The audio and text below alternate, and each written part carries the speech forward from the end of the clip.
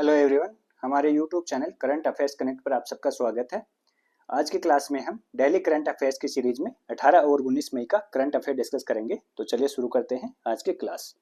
पहला टॉपिक है विश्व दूरसंचार एवं सूचना समाज दिवस 2025। ठीक है, तो विश्व दूरसंचार दिवस 1969 से प्रतिवर्ष 17 मई को मनाया जाता है, जो ITU की स्थापना और 1865 में प्रथम अंतर्राष्ट्रीय टेलीग्राफ कन्वेंशन पर हस्ताक्षर का प्रतीक है। नवंबर 2005 में सूचना समाज पर विश्व शिखर सम्मेलन ने संयुक्त राष्ट्र महासभा से 17 मई को विश्व सूचना समाज दिवस के रूप में घोषित करने का आह्वान किया। ठीक है, तो ये विश्व दूरसंचार एवं सूचना समाज दिवस है, ये 17 मई को मनाया जाता है। तो इसकी हिस्ट्री देख लेते हैं। तो पहले विश्व दूरसंचार दिवस मनाया जाता था 17 मई को। ठीक है, और उसके बाद में नवंबर 2005 में सूचना समाज पर विश्व शिखर सम्मेलन ने संयुक्त राष्ट्र महासभा से 17 मई को ही विश्व सूचना समाज दिवस के रूप में घोषित करने का आह्वान किया। तो नवंबर 2006 में तुर्की के अंताल्या में ITU प्लेनिपोटेंटियरी कॉन्फ्रेंस ने 17 मई को दोनों घटनाओं को विश्व दूरसंचार और सूचना समाज दिवस के रूप में मनाने का फैसला किया। कब किया? नवंबर 2006 में। तो नवंबर 2006 से 17 मई को विश्व दूरसंचार और सूचना समाज दिवस मनाया जा रहा है। इसकी थीम डिजिटल परिवर्तन में लैंगिक समानता रखी गई है। नेक्स्ट है अंतर्राष्ट्रीय संग्रहालय दिवस 2025। 1977 से प्रत्येक वर्ष अंतर्राष्ट्रीय संग्रहालय परिषद अंतर्राष्ट्रीय संग्रहालय दिवस का आयोजन करता है। ठीक है, और इस वर्ष ये 18 मई को मनाया जा रहा है। ठीक है, 18 मई को 2025 का जो अंतर्राष्ट्रीय संग्रहालय दिवस है वो मनाया जा रहा है। इसकी थीम तेजी से बदलते समुदाय में संग्रहालयों का भविष्य है, the future of museum in rapidly changing communities, ये इसका थीम है। ठीक है, और भारतीय पुरातत्व सर्वेक्षण ASI ने अंतर्राष्ट्रीय संग्रहालय दिवस के अवसर पर 18 मई 2025 को देश भर के सभी ASI स्मारकों और संग्रहालयों में निःशुल्क प्रवेश की घोषणा की थी। ठीक है, और ASI के दिन भारत में कुल 52 संग्रहालय हैं। ASI के 26 स्थल यूनेस्को की विश्व धरोहर सूची में शामिल हैं। हाल ही में विश्व धरोहर स्थल हुमायूं के मकबरे में भारत के पहले भूमिगत संग्रहालय का उद्घाटन किया गया। कहाँ किया गया? हुमायूं के मकबरे में, नई दिल्ली में हुमायूं के मकबरे में। ठीक है, भारत के पहले भूमिगत संग्रहालय का उद्घाटन किया गया। साथ ही वाराणसी के मानव महान वेधशाला और ओडिशा के ललितागिरी पुरातत्व स्थल में वर्चुअल अनुभवात्मक संग्रहालय का भी उद्घाटन किया गया। नेक्स्ट है international day for women in maritime 2025। प्रत्येक वर्ष 18 मई को अंतर्राष्ट्रीय समुद्री संगठन द्वारा विश्व स्तर पर यह international day for women in maritime मनाया जाता है। कब मनाया जाता है? 18 मई को। और इसकी थीम है महिलाओं के लिए अवसरों का महासागर। नीदरलैंड की करीन ओरसेल को परिषद के 133वें सत्र में लिए गए निर्णय के अनुसार IMO लैंगिक समानता पुरस्कार 2025 से सम्मानित किया गया। ठीक है, तो जो अंतर्राष्ट्रीय समुद्री परिषद है, ठीक है, उसके द्वारा नीदरलैंड की करीन ओरसेल को IMO लैंगिक समानता पुरस्कार 2025 से सम्मानित किया गया।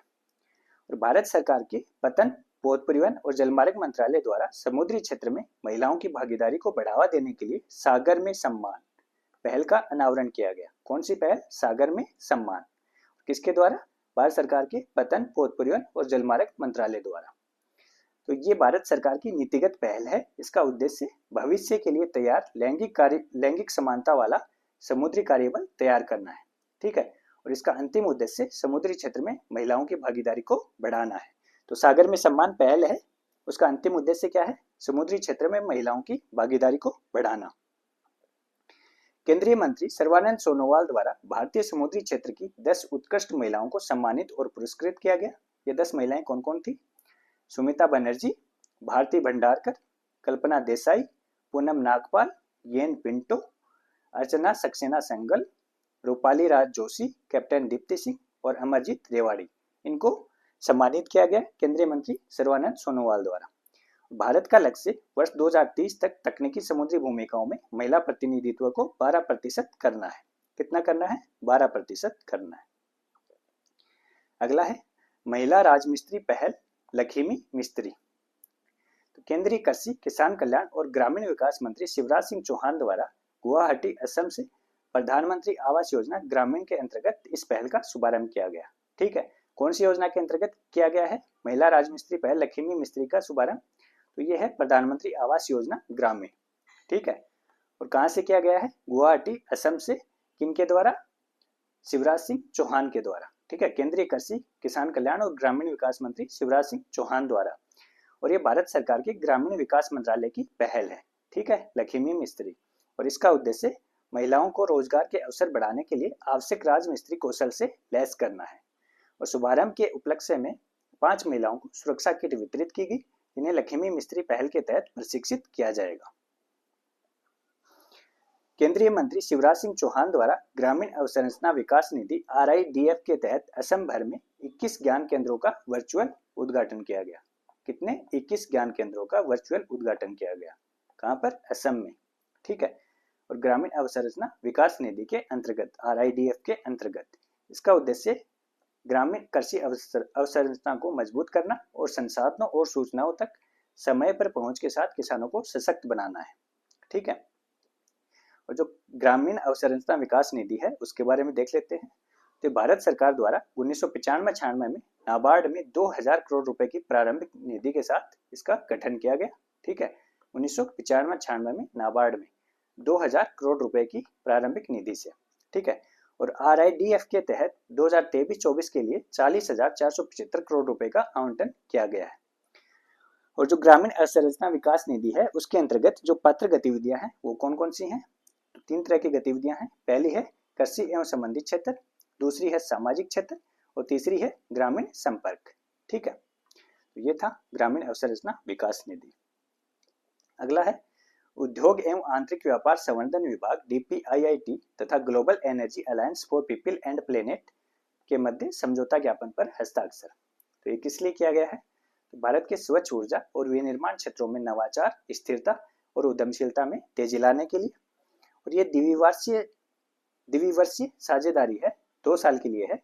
ये धन की व्यवस्था करने, मेंटरशिप, प्रारंभिक अवसरों और बाजार से जुड़ाव के माध्यम से शुरुआती चरण के जलवायु तकनीक स्टार्टअप का सहयोग करेगी। ठीक है, तो इस समझौता ज्ञापन के तहत जो जलवायु तकनीक स्टार्टअप हैं उनको फंडिंग की जाएगी और अन्य तरह की सेवाएं, मेंटरशिप, प्रारंभिक अवसरों और बाजार से जुड़ाव, ये सब उपलब्ध करवाई जाएंगी। GEAPP energy transition innovation challenge शुरू करेगा। ठीक है, तो global energy alliance for people and planet है, वो एनर्जी ट्रांजिशन इनोवेशन चैलेंज प्रारंभ करेगा। ठीक है, और ये एक प्रतिस्पर्धी मंच है जो प्रभावी समाधानों के लिए $5 लाख तक का पुरस्कार प्रदान करता है। कितना? $5 लाख तक का। स्पेक्ट्रम इम्पैक्ट और हवाना कैपिटल जैसे भागीदारों के माध्यम से निवेश में भी सहयोग किया जाएगा। ठीक है, अगला है आतंकवाद के खिलाफ शून्य सहिष्णुता का भारत का संदेश देने के लिए सर्वदलीय प्रतिनिधिमंडल।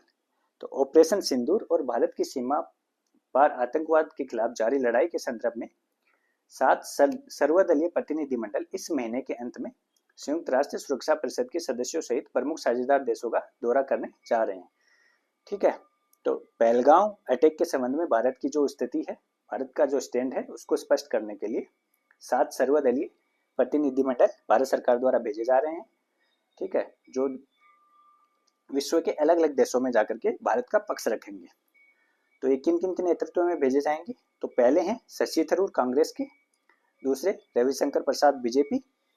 ठीक है, अगले हैं संजय कुमार झा जदयू, नेक्स्ट चौथे हैं बैजयंत पांडा भाजपा, पांचवें कन्निमोझी करुणानिधि DMK, छठे हैं सुप्रिया सुले NCP और सातवें श्रीकांत एकनाथ शिंदे शिवसेना के। ठीक है, तो इन 7 जो सांसद हैं इनके नेतृत्व में इन प्रतिनिधिमंडलों को भेजा जाएगा। ठीक है, नेक्स्ट है देश की पहली राष्ट्रीय मृदा स्पेक्ट्रम लाइब्रेरी NSSL। तो ये कहाँ स्थापित की जा रही है? तो ये नागपुर महाराष्ट्र में स्थापित की गई है। और केंद्रीय कृषि किसान कल्याण और ग्रामीण विकास मंत्री शिवराज सिंह चौहान द्वारा विकसित कृषि संकल्प अभियान के अंतर्गत आयोजित किसान सम्मेलन कृषि संवाद के दौरान इसका उद्घाटन किया गया। कहाँ पर? नागपुर महाराष्ट्र में। भारतीय कृषि अनुसंधान परिषद ICAR, राष्ट्रीय मृदा सर्वेक्षण और भूमि उपयोग नियोजन ब्यूरो नागपुर, भारतीय मृदा विज्ञान संस्थान भोपाल और भारतीय कृषि अनुसंधान संस्थान नई दिल्ली द्वारा सहयोगात्मक रूप में इसका विकास किया गया। इन तीनों के द्वारा इसका विकास किया गया है। ठीक है, ये पहल प्रिसीजन कृषि पर नेटवर्क कार्यक्रम का हिस्सा है। ठीक है, प्रिसीजन कृषि पर नेटवर्क कार्यक्रम है उसका हिस्सा है। और स्वच्छ पौधा कार्यक्रम के अंतर्गत पुणे में एक राष्ट्रीय स्तर की प्रयोगशाला स्थापित करने की घोषणा की गई है। और कपास की फसलों को प्रभावित करने वाले पिंक बोलवर्म कीट के प्रबंधन के लिए एआई आधारित स्मार्ट ट्रैप तकनीक का शुभारंभ भी इस अवसर पर किया गया। नेक्स्ट है, राष्ट्रीय कैडेट कोर एनसीसी के अभियान दल द्वारा माउंट एवरेस्ट की चोटी पर सफलतापूर्वक चढ़ाई की गई है। किसके नेतृत्व में गया था ये अभियान दल? कर्नल अमित बिष्ट के नेतृत्व में। इसमें 10 एनसीसी कैडेट थे, जिसमें से 5 लड़के और 5 लड़कियां थी। ठीक है, इसके अलावा 4 अधिकारी, 2 जूनियर कमीशन अधिकारी, एक बालिका कैडेट प्रशिक्षक और 10 गैर कमीशन अधिकारी शामिल थे। ठीक है, और ये जो टीम थी इसकी औसत आयु कितनी थी? 19 वर्ष। इस टीम की औसत आयु 19 वर्ष थी। ठीक है, और रक्षा मंत्री राजनाथ सिंह ने इस अभियान को 3 अप्रैल 2025 को नई दिल्ली से हरी झंडी दिखा करके रवाना किया था। ये एनसीसी द्वारा माउंट एवरेस्ट पर तीसरी चढ़ाई है। इससे पहले साल 2013 और 16 में भी एनसीसी द्वारा माउंट एवरेस्ट की चढ़ाई की गई थी। ठीक है, तो ये तीसरी चढ़ाई है माउंट एवरेस्ट पर एनसीसी की। नेक्स्ट है 17वां लंकावी अंतर्राष्ट्रीय समुद्री एवं अंतरिक्ष प्रदर्शनी लीमा 2025। तो ये कहाँ आयोजित किया जा रहा है? तो 20 से 24 मई तक मलेशिया के लंकावी में आयोजित किया जाएगा। ठीक है, 20 से 24 मई तक मलेशिया के लंकावी में। और इसमें रक्षा राज्य मंत्री संजय सेठ द्वारा भारतीय प्रतिनिधिमंडल का नेतृत्व किया जाएगा। तो भारतीय प्रतिनिधिमंडल का नेतृत्व कौन करेगा? संजय सेठ, रक्षा राज्य मंत्री। और यहाँ वहां पर इंडियन पेविलियन की स्थापना भी की गई है। डोनियर विमान और एक भारतीय नौसेना जहाज सहित भारतीय रक्षा परिसंपत्तियों की भागीदारी भी इस प्रदर्शनी में होगी। ठीक है, वर्ष 1991 में स्थापित और हर 2 साल में आयोजित होने वाली लंकावी अंतर्राष्ट्रीय समुद्री एवं अंतरिक्ष प्रदर्शनी को एशिया प्रशांत क्षेत्र में सबसे बड़ी एवं सबसे महत्वपूर्ण समुद्री तथा अंतरिक्ष प्रौद्योगिकी आधारित प्रदर्शनियों में से एक माना जाता है। अगला है मछली महोत्सव। तो ये कब मनाया गया? तो 18 मई को त्रिपुरा के अगरतला में आयोजित किया गया। मछली महोत्सव 18 मई को त्रिपुरा के अगरतला में आयोजित किया गया। ठीक है, और केंद्रीय मत्स्य पालन, पशुपालन और डेयरी मंत्रालय और पंचायती राज मंत्री राजीव रंजन सिंह उर्फ लल्लन सिंह द्वारा इसका उद्घाटन किया गया। ठीक है, तो इस मछली महोत्सव का उद्घाटन किसने किया? राजीव रंजन सिंह उर्फ लल्लन सिंह द्वारा। ठीक है, प्रधानमंत्री मत्स्य संपदा योजना के तहत कैला शहर त्रिपुरा में 42.40 करोड़ रुपए की लागत से एक एकीकृत एक्वा पार्क की आधारशिला भी रखी गई। कहाँ रखी गई? कैला शहर त्रिपुरा में। ठीक है, एक एकीकृत एक्वा पार्क की आधारशिला रखी गई है कैला शहर त्रिपुरा में। ठीक है, प्रधानमंत्री मत्स्य संपदा योजना के अंतर्गत। और देश में टोटल 11 एकीकृत एक्वा पार्क स्थापित किए जाएंगे, जिनमें से 4 पूर्वोत्तर में है। ठीक है, उनमें से एक कैला शहर त्रिपुरा में स्थापित किया गया। नेक्स्ट है भारत द्वारा बांग्लादेश के आयात पर बंदरगाह प्रतिबंध। ठीक है, तो बांग्लादेश से जो आयात होता है तो उसके लिए भारत ने बंदरगाहों पर वो सामान आने पर प्रतिबंध लगा दिया है। तो विदेश व्यापार महानिदेशालय द्वारा बांग्लादेश से भारत में कुछ वस्तुओं के आयात पर बंदरगाह प्रतिबंधों की घोषणा की गई है। भारत ने पहले बांग्लादेश से सभी निर्यातों को बिना किसी प्रतिबंध के अनुमति दी थी, लेकिन पूर्वोत्तर में पारगमन और बाजार पहुंच को बांग्लादेश द्वारा प्रतिबंधित कर दिया गया। भारत के जो सामान है, ठीक है, वो बांग्लादेश होकर के पूर्वोत्तर में जाते हैं, तो बांग्लादेश ने उनको रोक दिया। तो इसलिए बदले में भारत ने भी बांग्लादेश का जो सामान भारत आता है, आयात होता है, तो उन पर प्रतिबंध लगा दिया। तो बांग्लादेश से रेडीमेड गारमेंट आयात को केवल 2 बंदरगाहों नाहवा सेवा और कोलकाता तक सीमित कर दिया गया। केवल इन्हीं 2 बंदरगाहों पर आयात की अनुमति दी गई है, नाहवा सेवा और कोलकाता। ठीक है, तो बांग्लादेश द्वारा भारतीय यार्न और चावल पर इसी तरह के व्यापार प्रतिबंध लगाने का एक पारस्परिक उपाय है। बांग्लादेश ने भारतीय यार्न और चावल पर इसी तरह के प्रतिबंध लगाए हैं। ठीक है, तो बदले में भारत ने भी लगा दिए। प्रतिबंध बांग्लादेश से भारत होकर नेपाल और भूटान जाने वाले माल पर लागू नहीं होंगे। ठीक है, तो नेपाल और भूटान के लिए जो सप्लाई आएगी उसके लिए प्रतिबंध लागू नहीं होंगे। अगला है मनस्वी। तो मनस्वी क्या है? तो ये भारतीय प्रौद्योगिकी संस्थान आईआईटी दिल्ली द्वारा हाई स्कूल की लड़कियों के लिए प्रारंभ stem science, technology, engineering and mathematics mentorship कार्यक्रम है। किसके द्वारा प्रारंभ किया गया है? आईआईटी दिल्ली द्वारा लड़कियों के लिए है। और stem science, technology, engineering and mathematics mentorship कार्यक्रम है।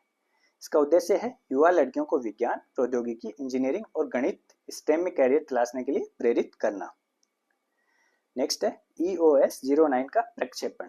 ये पृथ्वी अवलोकन उपग्रह था भारत का। ठीक है, तो इसका प्रक्षेपण किया गया था 18 मई को। तो ध्रुवीय उपग्रह प्रक्षेपण यान PSLV C61 के द्वारा इसको आंध्र प्रदेश के श्रीहरिकोटा स्थित सतीश धवन अंतरिक्ष केंद्र से प्रक्षेपित किया गया था EOS-09 को। और ये भारतीय अंतरिक्ष अनुसंधान संगठन इसरो का 101वां मिशन था, 101वां मिशन था PSLV C61 के द्वारा।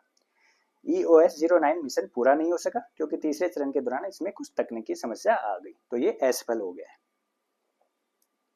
नेक्स्ट है नोबेल पुरस्कार विजेता अभिजीत बनर्जी तेलंगाना राइजिंग के विजन बोर्ड में सलाहकार नियुक्त हुए हैं। कहाँ के सलाहकार नियुक्त हुए हैं? तो अभिजीत बनर्जी हैं, वो तेलंगाना राइजिंग के विजन बोर्ड में सलाहकार नियुक्त किए गए हैं। अर्थशास्त्री और नोबेल पुरस्कार विजेता अभिजीत बनर्जी मुख्यमंत्री रेवंत रेड्डी के निमंत्रण पर सलाहकार के रूप में तेलंगाना राइजिंग के विजन बोर्ड में शामिल हो गए हैं। ठीक है, अभिजीत बनर्जी तेलंगाना राइजिंग के विजन बोर्ड में शामिल हुए। अगला है ऑटोमेटिव एवं हथियार प्रणाली परीक्षण केंद्र। तो कहाँ स्थापित किया गया है? तो ये चेन्नई के वेल्लनूर में स्थापित किया गया है। ऑटोमोटिव एवं हथियार प्रणाली परीक्षण केंद्र चेन्नई के वेल्लनूर में स्थापित किया गया है। इसका उद्घाटन रक्षा अनुसंधान एवं विकास संगठन DRDO के अध्यक्ष डॉक्टर समीर V कामत द्वारा किया गया। इस केंद्र में 26 प्रकार के ट्रैक हैं जो ट्रैक किए गए बख्तरबंद लड़ाकू वाहनों के संपूर्ण ऑटोमोटिव प्रदर्शन मापदंडों के परीक्षण में मदद करेंगे। ठीक है, तो जो बख्तरबंद लड़ाकू वाहन है, ठीक है, उनका ये टेस्ट करेंगे। ऑटोमेटिव एवं हथियार प्रणाली परीक्षण केंद्र, और ये कहाँ स्थापित किया गया है? चेन्नई के वेल्लनूर में। इसमें 26 प्रकार के ट्रैक हैं टोटल। नेक्स्ट है विश्व का पहला मानव मुद्रा से ब्लैडर प्रत्यारोपण। ठीक है, ह्यूमन ब्लैडर प्रत्यारोपण कहाँ किया गया है? विश्व का पहला ह्यूमन ब्लैडर प्रत्यारोपण तो अमेरिका की कैलिफोर्निया में कैलिफोर्निया विश्वविद्यालय, लॉस एंजल्स और दक्षिणी कैलिफोर्निया विश्वविद्यालय के सर्जनों द्वारा किया गया है। ठीक है, अमेरिका के कैलिफोर्निया में ये किया गया है पहला ह्यूमन ब्लैडर प्रत्यारोपण। नेक्स्ट है विश्व की पहली पर्सनलाइज्ड जीन एडिटिंग थेरेपी। तो अमेरिका में वैज्ञानिकों ने पहली बार कार्बामोइल फॉस्फेट सिंथेटेस 1 CPS1 की कमी नामक एक दुर्लभ आनुवंशिक विकार से पीड़ित एक बच्चे के इलाज के लिए पर्सनलाइज्ड क्रिस्पर आधारित जीन संपादन उपचार का सफलतापूर्वक प्रयोग किया है। ठीक है, तो ये जो जीन एडिटिंग है, इसमें होता क्या है कि जो DNA का जो खराब हिस्सा होता है उसको काट करके क्रिस्पर आणविक कैंची की सहायता से उसको काट करके अलग कर लिया जाता है। ठीक है, इसको अलग कर लिया जाता है और फिर उसकी जगह जो हेल्दी DNA होता है, हिस्सा होता है, उसको जोड़ दिया जाता है क्रिस्पर Cas9 टेक्निक की मदद से। ठीक है, तो इस तरह ये जीन एडिटिंग की जाती है। और CPS1 की कमी एक दुर्लभ स्थिति है जिसमें यकृत प्रोटीन चयापचय से उपोत्पादों को तोड़ने में विफल हो जाता है। ठीक है, उनको तोड़ नहीं पाता है, जिसके परिणामस्वरूप शरीर में विषाक्त अमोनिया का निर्माण होता है। जीन एडिटिंग थेरेपी क्या होती है? इसमें आनुवंशिक दोषों को ठीक करके, जीन विन्यास में परिवर्तन करके या नए आनुवंशिक पदार्थों को शामिल करके जीव के DNA को संशोधित करना शामिल है। ठीक है, तो जिसमें जो बीमारी वाला हिस्सा है, जो खराब हिस्सा है जीन का, वो हटा दिया जाता है, जो हेल्दी पार्ट है वो इसमें जोड़ दिया जाता है। नेक्स्ट है बलूचिस्तान। तो बलूचिस्तान ने 9 मई को बलूचिस्तान के मीर यार बलूच ने पाकिस्तान से बलूचिस्तान की स्वतंत्रता की घोषणा कर दी है। ठीक है, और भारत से इसे मान्यता देने और नई दिल्ली में एक दूतावास स्थापित करने, संयुक्त राष्ट्र से शांति सैनिकों को तैनात करने और पाकिस्तानी सेना को वापस जाने का आग्रह किया है। जो बलूचिस्तान है, ये पाकिस्तान का सबसे बड़ा प्रांत है, ये रहा बलूचिस्तान। ठीक है, ये बलूचिस्तान है। ठीक है, तो इसने पाकिस्तान से आज़ादी की घोषणा कर दी है। बलूचिस्तान पाकिस्तान का दक्षिण पश्चिमी प्रांत है, जिसकी सीमा अफगानिस्तान, ईरान, पंजाब और सिंध, ये दोनों पाकिस्तान के प्रांत है। ठीक है, पंजाब और सिंध पाकिस्तान का पंजाब है, और अरब सागर से लगती है। ये सबसे बड़ा और सबसे कम आबादी वाला प्रांत है, जो प्राकृतिक गैस, कोयला, सोना और तांबे जैसे प्राकृतिक संसाधनों से समृद्ध है, लेकिन अत्यधिक गरीब बना हुआ है। इसकी 70% आबादी बहुआयामी गरीब के रूप में वर्गीकृत है। ठीक है, इसमें काफी प्राकृतिक संसाधन है, लेकिन फिर भी ये गरीब है। इसका फायदा वहाँ के निवासियों को नहीं हो रहा है, तो इससे वहाँ पर विद्रोह हो गया है और उन्होंने अपनी स्वतंत्रता की घोषणा कर दी है। भारत के विभाजन के समय बलूचिस्तान में 4 रियासतें शामिल थी: खारन, मकरन, लासवेला और कलात। इसमें से जो कलात थे, वहाँ के शासक थे कलात के खान उनको कहा जाता था। तो उन्होंने स्वतंत्र रहने की घोषणा की थी, ठीक है। और उसके लिए ब्रिटिश सरकार के पास एक मुकदमा भी दायर किया था उन लोगों ने, ठीक है। तो उसमें उनके वकील थे मोहम्मद अली जिन्ना, जो पाकिस्तान को बनाने वाले थे। उन्होंने कहा कि मैं आपका मुकदमा लड़ूंगा आपको स्वतंत्र देश बनाने के लिए। तो उसका जो हश्र होना था वही हुआ, वो अंत में पाकिस्तान में शामिल होना पड़ा उनको, ठीक है। अगला है नई दिल्ली में होंडुरास दूतावास का उद्घाटन किया गया। कहाँ के दूतावास का? होंडुरास दूतावास का उद्घाटन नई दिल्ली में किया गया है। होंडुरास है वो एक लैटिन अमेरिकी देश है, ये होंडुरास है यहाँ पर, ठीक है। और इसकी राजधानी तेगुसिगाल्पा है। इसके पश्चिम में ग्वाटेमाला और एल सल्वाडोर है। ग्वाटेमाला और एल सल्वाडोर यहाँ पर है पश्चिम में, ठीक है। दक्षिण और पूर्व में निकारागुआ है, यहाँ पर ये निकारागुआ है, ठीक है। उत्तर में कैरेबियन सागर है, ठीक है। उत्तर में इसके कैरेबियन सागर है, ठीक है। और दक्षिण में प्रशांत महासागर है। दक्षिण में ये प्रशांत महासागर इधर, ठीक है। ये कैरेबियन सागर है और ये दक्षिण में प्रशांत महासागर है। अगला है हरवंश चावला। तो हरवंश चावला को BRICS chamber of commerce and industry का अध्यक्ष नियुक्त किया गया है। यह ब्रिक्स का संगठन है, ठीक है। तो BRICS chamber of commerce and industry के अध्यक्ष हरवंश चावला को नियुक्त किया गया। अगला है गयाजी। तो बिहार के गया शहर को अब गयाजी के नाम से जाना जाएगा, ठीक है। बिहार का जो गया सिटी है उसको अब गयाजी कहा जाएगा। गया शहर अपने धार्मिक महत्व के लिए जाना जाता है। हर साल पितृपक्ष के दौरान दुनिया भर से लाखों पर्यटक गया आते हैं और अपने पूर्वजों की आत्मा की शांति के लिए पिंडदान करते हैं, ठीक है। अस्थियां वगैरह भी वहां पर बहाई जाती हैं गयाजी में, ठीक है। तो अब इनका नाम गयाजी हो गया है कि धार्मिक महत्व के कारण। गया प्राचीन मगध साम्राज्य का हिस्सा था। यह शहर फल्गु नदी के तट पर स्थित है। फल्गु नदी बहती है वहां से, उसके तट पर गयाजी स्थित है। और जो 3 पहाड़ियां मंगलागौरी, श्रृंग स्थान, रामशिला और ब्रह्मयोनी से 3 तरफ से घेरे हुए हैं, ठीक है। मंगलागौरी, श्रृंग स्थान, रामशिला और ब्रह्मयोनी, ठीक है, इसे 3 तरफ से घेरे हुए हैं। गया में सबसे आकर्षक जगह विष्णुपद मंदिर है। यह मंदिर फल्गु नदी के तट पर स्थित है और इसमें बेसाल्ट के एक खंड पर भगवान विष्णु के पद चिन्ह उकेरे गए हैं। और लोगों की ऐसी मान्यता है कि ये भगवान विष्णु ने जब गयासुर की छाती पर अपना पैर रखकर उसका वध किया था तब के ये पद चिन्ह है, ठीक है। और बोध गया है वो भी गया में ही स्थित है, जो बौद्धों का एक महत्वपूर्ण धार्मिक स्थल है। ये दुनिया के सबसे महत्वपूर्ण और पवित्र बौद्ध तीर्थ स्थलों में से एक है, ठीक है। क्योंकि यहाँ पर एक बरगद के पेड़ बोधि वृक्ष के नीचे गौतम ने सर्वोच्च ज्ञान प्राप्त किया था और बुद्ध बने थे, ठीक है। तो गौतम बुद्ध ने यहीं पर सर्वोच्च ज्ञान प्राप्त किया था बोधि वृक्ष के नीचे, तो वो भी गया में ही स्थित है, बोध गया भी। अगला है एक्सरसाइज राहत।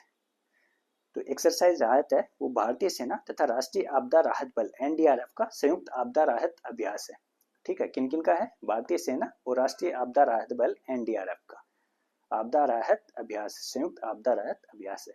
कहाँ आयोजित हुआ है? तो ये 13 से 15 मई तक नागालैंड के रंगा पहाड़ सैन्य स्टेशन में आयोजित किया गया है। 13 से 15 मई तक नागालैंड के रंगा पहाड़ सैन्य स्टेशन में इसका आयोजन हुआ है। नेक्स्ट है पुष्कर कुंभ। तो उत्तराखंड के चमोली जिले के सीमावर्ती गांव माणा में स्थित केशव प्रयाग में 12 साल बाद पुष्कर कुंभ का आयोजन किया जा रहा है। माणा है वो भारत का प्रथम गांव भी कहा जाता है, ठीक है।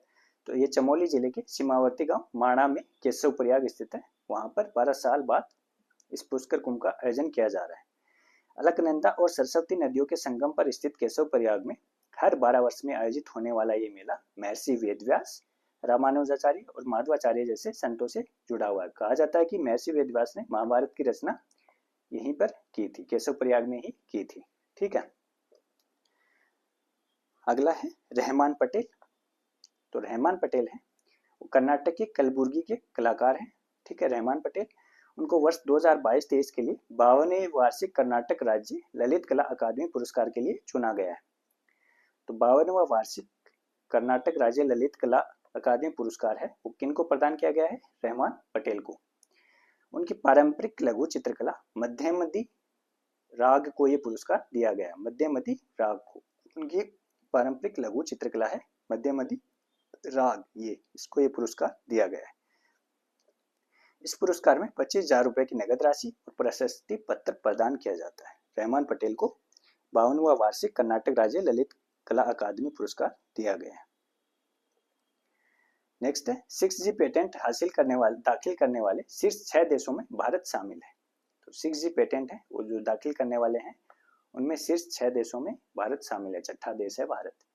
तो भारत 6G 2025 सम्मेलन में सरकार ने 6G क्षेत्र में भारत की बढ़ती उपलब्धियों का खुलासा किया था और भारत अब 6G पेटेंट दाखिल करने के मामले में विश्व स्तर पर शीर्ष 6 देशों में शामिल है। तो भारत का स्थान छठा है। 111 से अधिक अनुसंधान परियोजनाओं को 300 करोड़ रुपए की स्वीकृत राशि से वित्त पोषित किया जा रहा है 6G के लिए, ठीक है। और 6G का तात्पर्य वायरलेस मोबाइल संचार प्रौद्योगिकी की छठी पीढ़ी से है, जिसके 2030 के आसपास शुरू होने की उम्मीद है। तो ये वायरलेस मोबाइल संचार प्रौद्योगिकी की छठी पीढ़ी है 6G और ये 2030 के आसपास स्टार्ट होगी। ये गति, विलंबता, बुद्धिमत्ता और अनुप्रयोगों के मामले में 5G से कहीं अधिक उन्नत होगा और इसके 5G से 100 गुना तेज होने की उम्मीद है, ठीक है। 5G से 100 गुना तेज होने की उम्मीद है। इसकी गति 1 टेराबिट प्रति सेकंड, 1 TBPS होगी, ठीक है। जो विलंबता, जो लेटेंसी है, ठीक है, बीच में जो इंटरवल आता है, जो गैप आता है, वो 0.1 मिली सेकेंड से भी कम होगी, ये बहुत कम होगी, ठीक है। इससे लगभग तात्कालिक संचार संभव होगा। नेक्स्ट है south Asian football federation Saif under 19 championship 2025। तो सैफ अंडर 19 चैंपियनशिप 2025 है वो भारत ने जीती है बांग्लादेश को पेनल्टी शूट आउट में 4-3 से हरा करके, ठीक है। तो भारत ने बांग्लादेश को पेनल्टी शूट आउट में 4-3 से हरा करके ये खिताब जीता है और फाइनल मैच है वो अरुणाचल प्रदेश के यूपिया आउटडोर स्टेडियम में खेला गया था। अरुणाचल प्रदेश के यूपिया आउटडोर स्टेडियम में। नेक्स्ट है पंकज आडवाणी। तो पंकज आडवाणी ने फाइनल में ध्रुव सितवाला को 5-2 से हराकर 2025 CCI बिलियर्ड्स क्लासिक खिताब जीता है, ठीक है। तो 2025 CCI बिलियर्ड्स क्लासिक खिताब किसने जीता है? पंकज आडवाणी ने। किसको हरा करके? ध्रुव सितवाला को, ठीक है, 5-2 से हरा करके। ये पंकज आडवाणी का तीसरा CCI बिलियर्ड्स खिताब था, जिन्होंने क्यू स्पोर्ट्स बिलियर्ड्स, स्नूकर और पूल में 28 विश्व चैंपियनशिप जीती है, ठीक है। और CCI बिलियर्ड्स क्लासिक 2025 का आयोजन 25 अप्रैल से 4 मई तक मुंबई की क्रिकेट क्लब ऑफ इंडिया में किया गया था। तो ये थी आज की क्लास। अगर आपको क्लास पसंद आई हो तो शेयर, सब्सक्राइब और लाइक जरूर कीजिएगा। मिलते हैं अगली क्लास में।